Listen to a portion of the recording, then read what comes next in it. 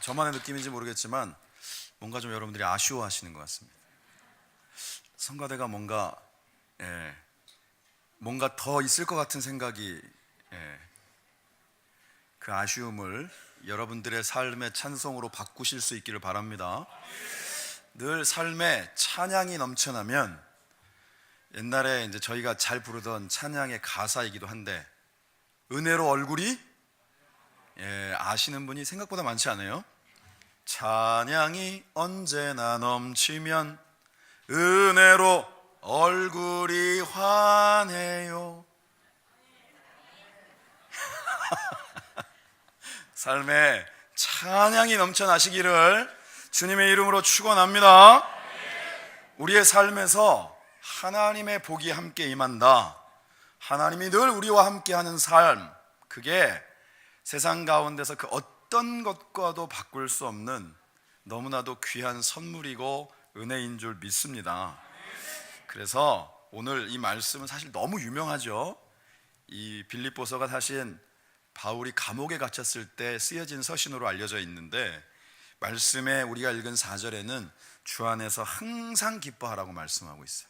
그냥 기뻐하는 것도 아니고 항상 기뻐하는 거. 여러분, 이게 성경 가운데는 이 항상 기뻐하라는 표현이 굉장히 많이 나옵니다. 여러분들이 잘 아시는 데살로니가전서 5장의 말씀에도 우리를 향하신 하나님의 뜻에 제일 첫 번째가 뭐라 그랬죠? 항상 기뻐하라.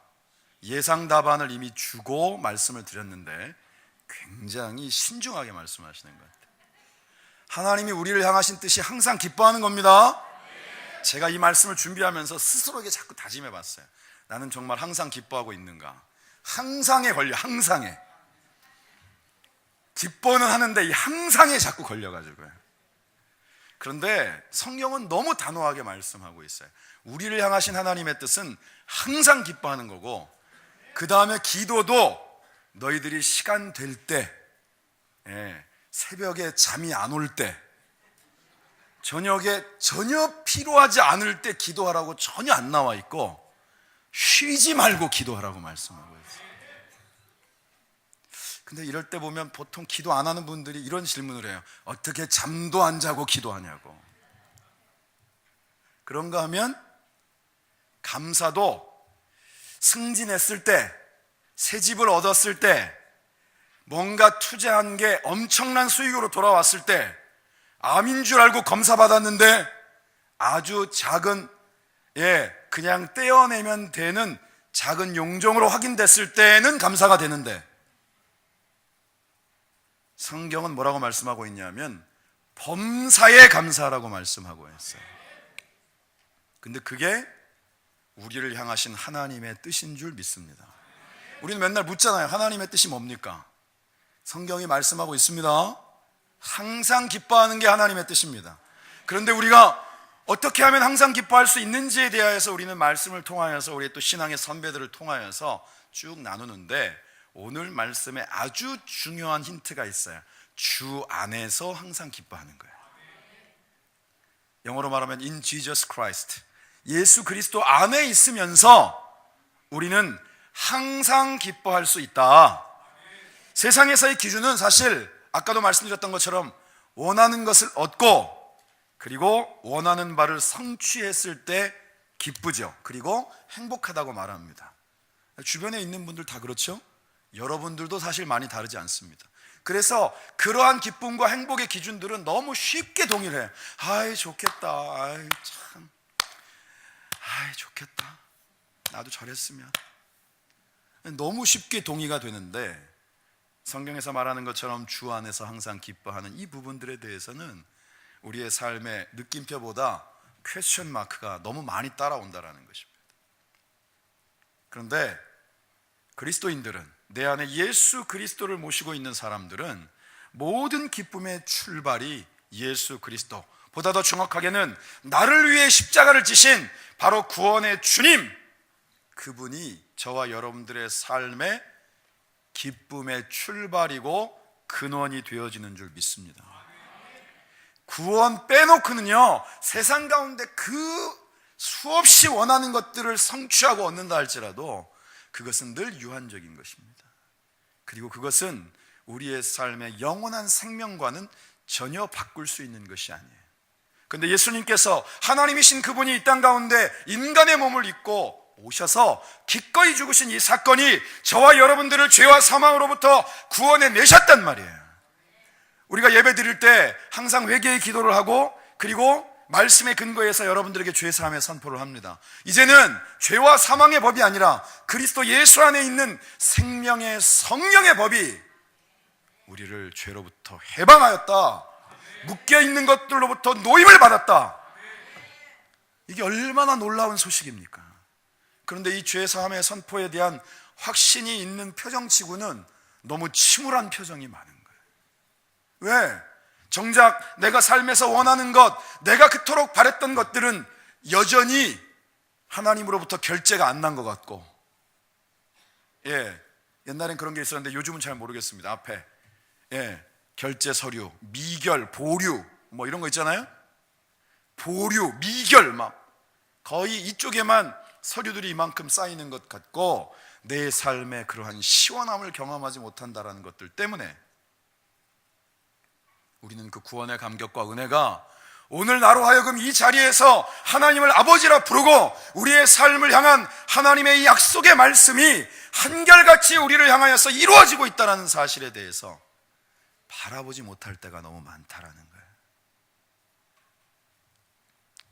오늘 저와 여러분들이 예수 그리스도로부터 출발된 그 구원의 감격으로부터 출발된 예수 안에서의 온전한 기쁨이 충만하시기를 주님의 이름으로 축원합니다. 로마서 8장 18절의 말씀 생각하건대 현재의 고난은, 그 다음 같이 읽어볼까요? 장차 우리에게 나타날 영광과 비교할 수 없느니라. 아멘. 그렇기 때문에 우리는 예수 그리스도 안에 있는 그 기쁨으로 내가 당하고 있는 현재의 삶의 문제들을 능히 이겨낼 수 있는 겁니다. 그러니까 바울도 감옥에서 항상 기뻐하라는 말을 할 수 있는 거예요.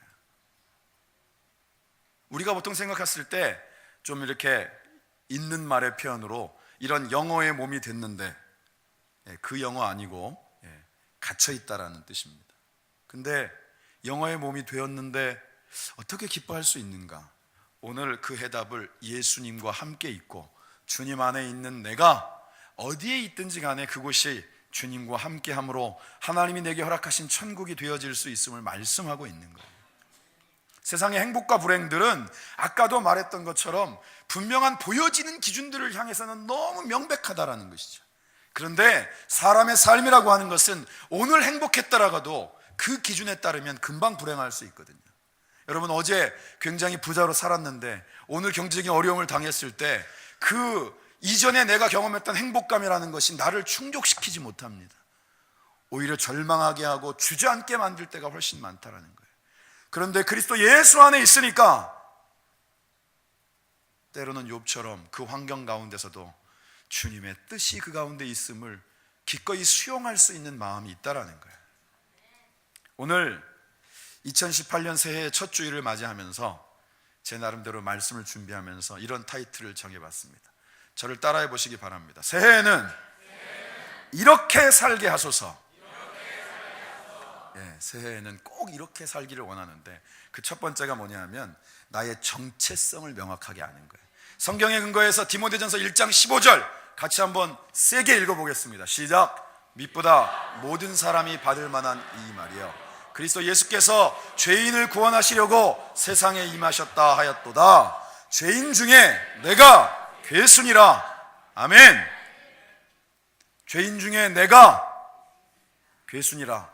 여러분들이 이 말씀을 사도 바울이 고백으로만 알고 있는데 성경은 그렇게 읽는 게 아닙니다. 죄인 중에 누가? 내가 괴수다, 우두머리다라는 거예요. 나의 삶에 죄가 관영한 세상 가운데서 은혜가 넘치는 겁니다. 내가 얼마나 죄인됨을 깨달을 때 하나님의 은혜가 얼마나 놀라운 것인지를 알 수 있는 거예요. 나의 정체성은 죄인이었던 내가 예수 그리스도로 말미암아 변화되어졌다라는 이 놀라운 사실, 그 복음의 수혜자가 나라는 것들로부터 출발되어야 된다라는 거예요.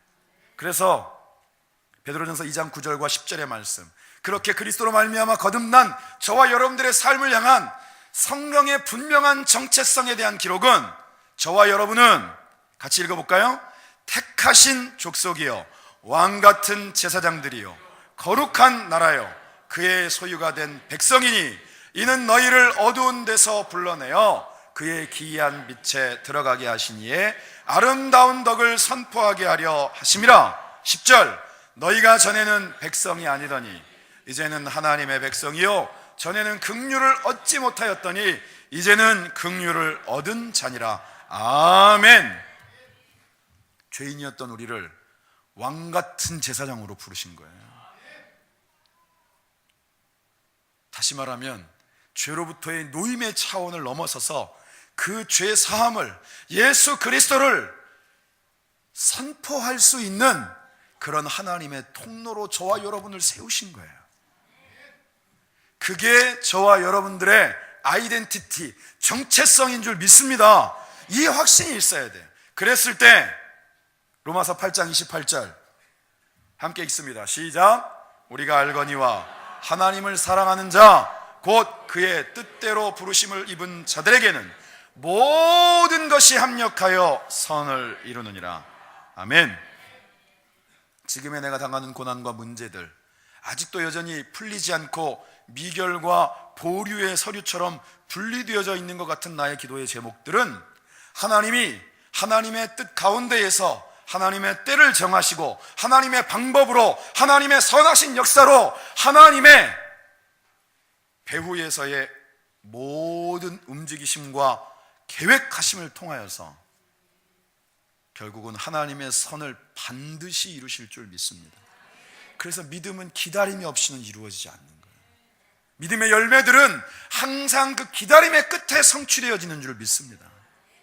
확신할 것은 죄인이었던 내가 예수 그리스도로 말미암아 하나님께 붙잡힌 바 되어서 이 땅 가운데 죄로부터의 자유함은 물론이니와 묶여있는 모든 영혼들을 풀어낼 수 있는 그리스도를 전할 수 있는 통로로 세우시더니 우리의 삶을 통하여 하나님의 영광을 드러내기 위해서 모든 우리의 삶의 자락들을 다 모아 결국에는 하나님의 선을 이루시고야마는 그러한 존재가 바로 나다. 믿으시기 바랍니다. 그래서 새해에는 이 정체성을 정확하게 하셔야 돼요. 나 말고 저 사람이 죄인이라 그러면 안 된단 말이에요. 그러면 일단 은혜가 없어요. 딱 보니 나 말고 다 문제다 그러면 안 된단 말이에요. 그러면 은혜하고는 동과 서인 거예요. 도대체 만날 수가 없는 거예요. 그리고 두 번째는 뭐냐면 따라합시다. 유쾌하게 하소서. 옛날식 표현으로 유쾌, 상쾌, 토쾌를 하려고 그러다 쾌를 발음하는 게 너무 쉽지 않아서. 그런데 말씀 속에 유쾌라는 단어가 기록이 되어 있습니다. 잠언서 23장 16절의 말씀. 만일 내 입술이 정직을 말하면 내 속이 유쾌하리라. 여러분 유쾌하고 싶으십니까? 그러면 우리의 입술에서 정직을 말하라 그랬어요. 그런데 성경에 이런 번역을 놓고 보니까 이 정직이라는 표현이 하나님의 의와 동일한 의미로 쓰입니다. 다시 말하면 하나님의 의, 성경이 말하고 있는 하나님의 뜻, 그것이 우리의 삶에서 기준이 되고 그것이 우리의 입술을 통하여 우리의 삶을 통해 나누어지는 것이 예수 믿는 사람들에게는 유쾌하게 사는 방법이라는 거예요. 여러분 다른 유쾌한 방법들을 많이 찾고 계시죠? 네. 저도 옛날에는 사실은 시대의 트렌드를 읽으려고 개그 프로그램들을 굉장히 많이 봤어요. 근데 요즘은 보게 되질 않아요, 이상하게. 그리고 옛날에는 일부러 막 유행어 같은 거 외우려고 아이들하고 이렇게 좀 호흡을 해보려고 시대에 뒤떨어지지 않았다는 소리 좀 들어보려고 몸부림을 쳤던 적이 있는데 외워지질 않아요. 근데 과연 이런 걸로 유쾌할 수 있을까? 이제는 제가 웬만한 유머를 구사해가지고는 주변에 있는 저의 청년들이 미동을 하지 않습니다. 저의 유머 감각이 이렇게까지 퇴보했는지 저도 깜짝 놀랐습니다. 그런데 성경이 오늘 우리에게 말씀할 때 저와 같은 이런 이 예능과 개그 트렌드에 뒤처져 있는 사람들을 향하여서 희소식을 알려주고 계시는데 우리의 입술이 하나님의 의와 하나님의 기준 속에서의 하나님의 말씀을 우리의 입술을 통하여서 우리의 삶의 기준으로 믿음으로 선포하면 우리의 삶을 하나님이 유쾌하게 하신다는 거예요. 유쾌하게. 하나님의 말씀대로 이루어지는 삶이야말로 유쾌한 삶이다라는 거예요.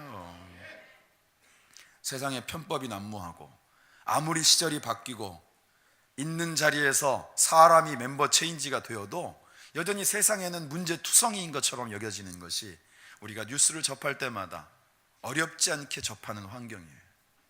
세상은 과연 그런 것으로 밝아질 수 있을까? 사람이 가질 수 있는 한계들은 언제나 명확한 것입니다. 지금 세계 정세를 놓고 봤을 때 약간 정상적이지 않은 것 같은 사람들이 세계에 뭔가 굉장히 영향을 많이 미치고 있다, 이런 얘기들을 많이 듣습니다. 그럴 수밖에 없는 게 사람이기 때문에 그렇습니다. 측은히 여김을 받아 마땅한 자들인데 어느 순간 다 위에 있다 보니까 본인들이 그러한 존재인 걸 잊고 살기 때문에 그런 거예요.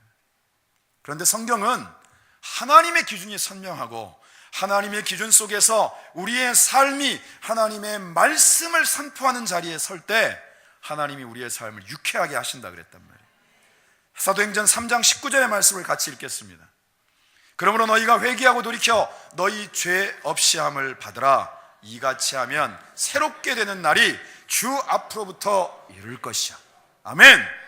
우리의 삶을 새롭게 할 수 있는 건 그리스도 안에, 다시 말하면 우리의 삶이 어긋나 있을지라도 주님께로 돌이켰을 때 그 안에 새로움이 있는 거예요.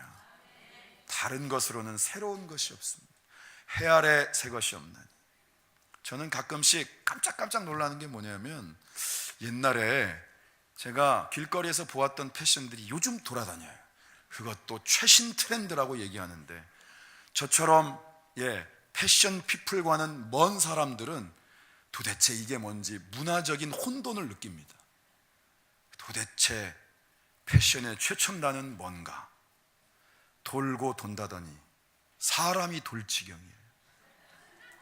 저희도 한번 말씀드렸지만 누굴 좀 만나러 강남역에 가서 이쪽 역에서 다음 역 있는 데까지 약 한 500m 정도를 걷는 가운데 너무나도 유사한데 옷만 다르게 입은 여인들을 3번이나 봤어요. 이 신묘막측한 현실을 어떻게 받아들여야 될지 잘 모르겠어요. 그랬더니 돌아와서 그 얘기했더니 그쪽에 꽤 밝은 분이 같은 병원 출신이라고 알려주더라고요. 우리의 삶을 유쾌하게 하는 게 정말 뭘까? 우리의 삶을 새롭게 하는 게 뭘까? 우리가 한번 과거에 무슨 노래의 가사처럼 우리의 삶을 한바탕 웃음으로 시작할 수 있는 게 뭘까?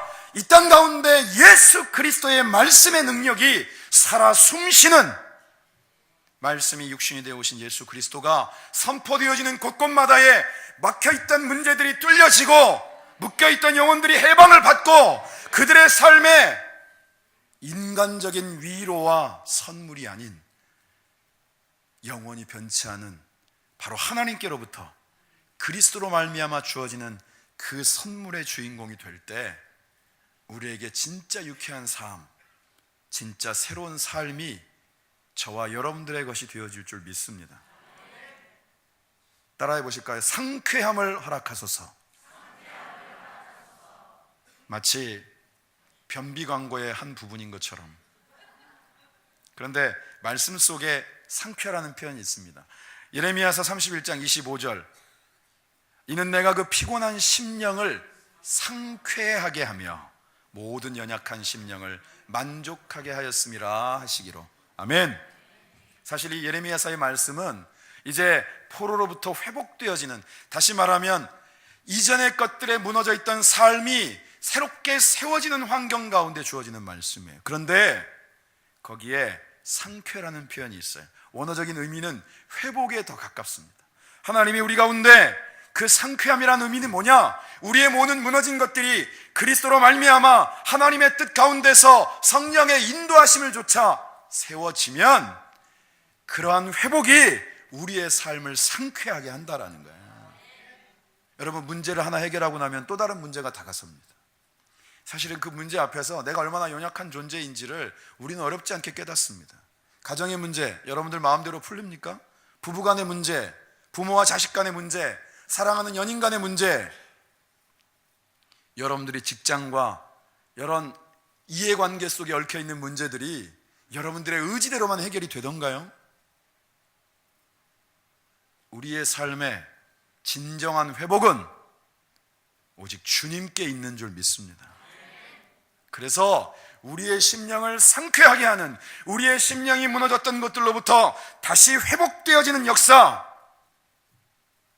활력 있는 삶을 사는 것은 바로 그리스도 안에 그 답이 있습니다. 여러분들이 잘 아시는 고린도서 5장 17절의 말씀, 그런즉 누구든지 그리스도와 예수 안에 있으면 새로운 피조물이라. 이전 것은 지나갔으니, 확신이 없네요. 다시, 이전 것은 지나갔으니, 여러분 이걸 믿으셔야 됩니다. 이전 것은 지나갔으니 보라 새 것이 되었도다. 우리가 여전히 그리스도 안에 있다라고 얘기하면서도 이전 것에 매여 달려 있어서는 안 된단 말이에요. 지난 2017년을 바라보면서 아쉽고 마음속에서 뭔가 아무튼 이 채워지지 않는 부분들이 여러분들 가운데 있을지라도 예수님께서 허락하신, 하나님께서 우리 가운데 선물로 주신 오늘이라고 하는 삶은 그것만으로도 귀한 것이고, 그 안에 하나님의 뜻이 있고, 그 안에 새로움이 있고, 그 안에 생명이 있고, 그 안에 기쁨이 있고, 그 안에 회복이 있는 줄 믿습니다. 이렇게 새로 시작을 해야 되는 거예요. 그래서 2018년 새해에는 우리의 정체성을 정확하게 알게 하시고, 유쾌하게 살게 하시고, 상쾌하게 하소서. 우리 가운데 분명한 그런 기도 제목이 있기를 주님의 이름으로 축원합니다. 이 땅 가운데 사는 동안 주님은 우리와 동행하시며 문제 가운데 능히 이기게 하십니다. 우리를 새롭게 하시는 이유가 그 가운데 있는 거예요. 우리로 하여금 그 삶의 현장마다에서 모든 영적인 싸움과 닥쳐지는 문제 가운데 주저앉지 않고 일어서서 그 가운데 주님의 하심을 보도록, 주님의 영광의 증인이 되어지도록 저와 여러분들을 세우시는 줄 믿습니다. 로마서 8장 37절의 말씀 같이 읽습니다. 시작.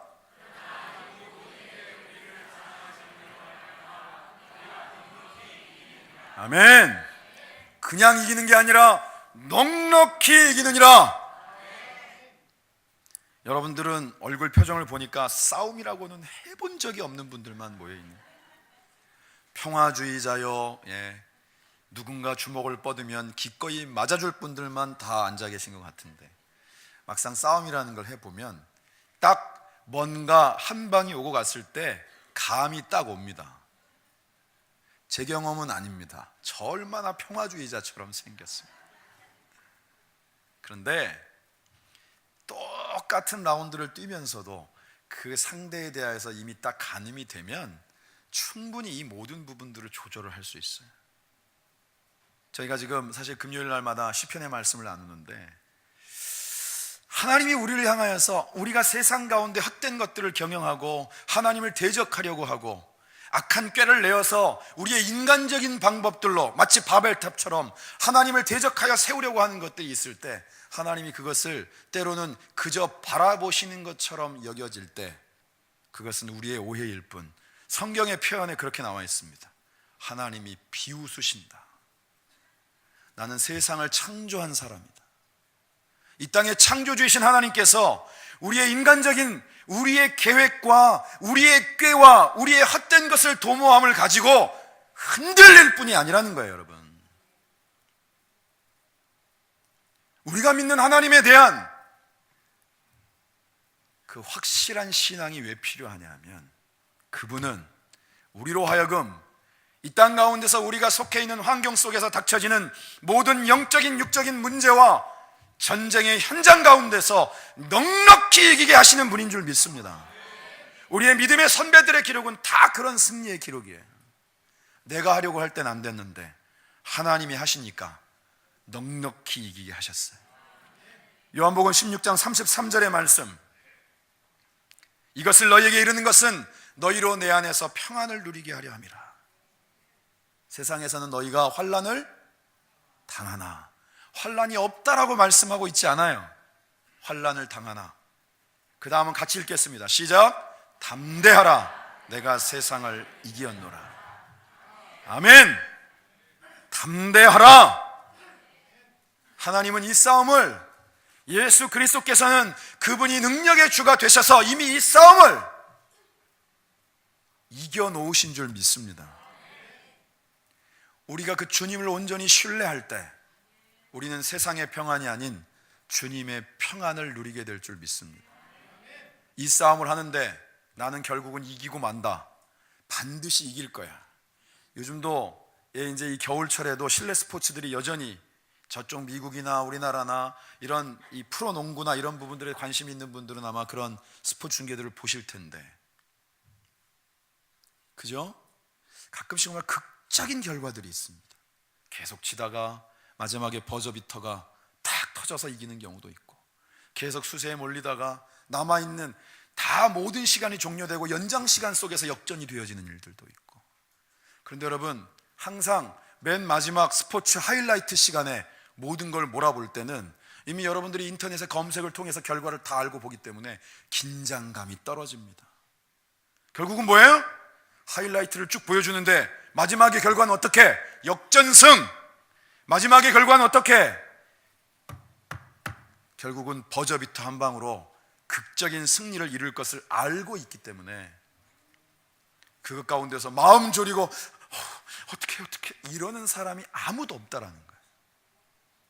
그런데 우리는 말씀을 통하여서 세상을 이미 이겼노라, 하나님의 분명한 약속의 말씀이 우리를 향하여 주어졌음에도 불구하고 이것이 인간의 음성이 아니라 주님께서 우리에게 약속하신 음성으로 내 가운데 이미 선포되어졌고, 하나님은 인생이 아니시니 사람이 아니시기 때문에 결코 거짓말을 하지 않으시는 분이어서 우리의 삶의 현재가 아닌 앞으로 우리에게 이루어질 하나님의 영광을 위한 준비가 이미 완벽하게 이루어졌음을 말씀하고 계시는데, 우리가 그런데 낙심하고 딴 방법을 열심히 찾고 하나님을 대신하여 그 자리에 다른 엉뚱한 것들을 앉히는 이런 우상 숭배를 행한다고 하면 하나님이 얼마나 안타까워하시냐는 말이에요.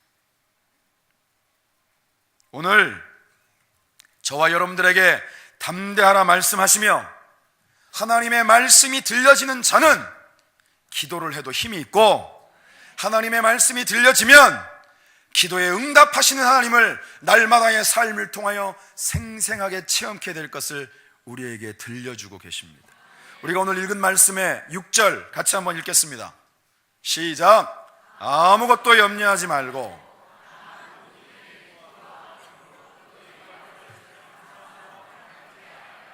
아멘. 아무것도 염려하지 말아라. 하나님은 너무 단호하신 것 같아요.